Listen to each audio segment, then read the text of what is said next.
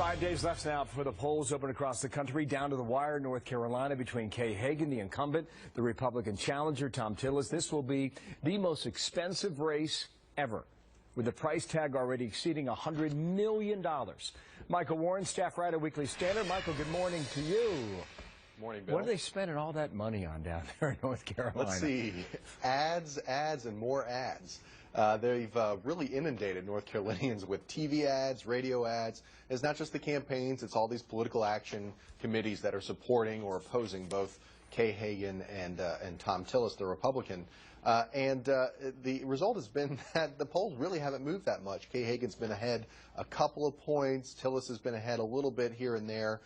And I've actually heard from people in North Carolina that there is, in some media markets, literally no more ad space to buy. There are no more ad times on radio or TV. And so I think this time next week, everyone in North Carolina will just be relieved to have it all over. I bet, if indeed it is over. You know, you look at the early voting, I think generally speaking, Republicans feel good about Colorado and Iowa.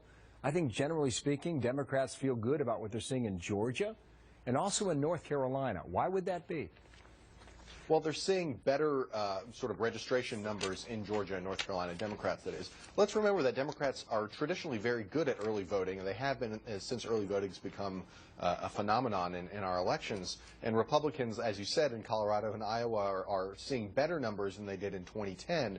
The difference, I'm not entirely convinced that things are better for Democrats in North Carolina.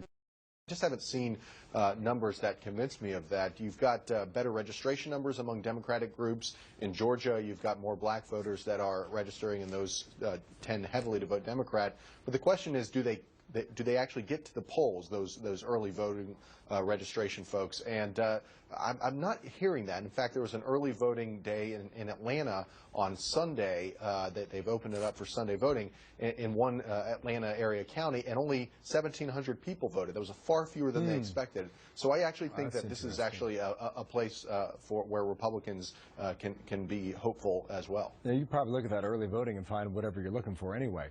In a big picture sense, if you look at the poll closings on Tuesday night, if Kay Hagan wins in North Carolina, that will give a lot of optimism toward the Democratic cause for maintaining or being right on the edge of having control of the Senate still. At the same time, when the polls close in New Hampshire, if Scott Brown beats Jeanne Shaheen, that could be the sign of a Republican wave. Do you see it the same way right now, Michael?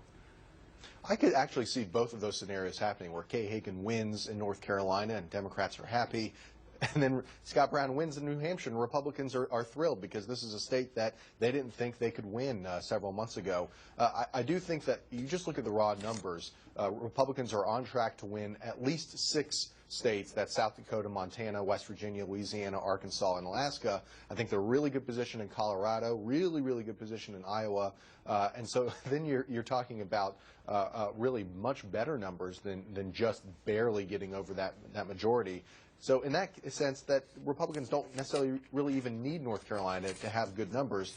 I think that it will come down to the wire in North Carolina, and Republicans do have somewhat of an advantage with just the momentum in all those other states as well. That could be, but that's why they vote. Thank you, Michael. Michael in Washington, D.C. Martha. Well, make sure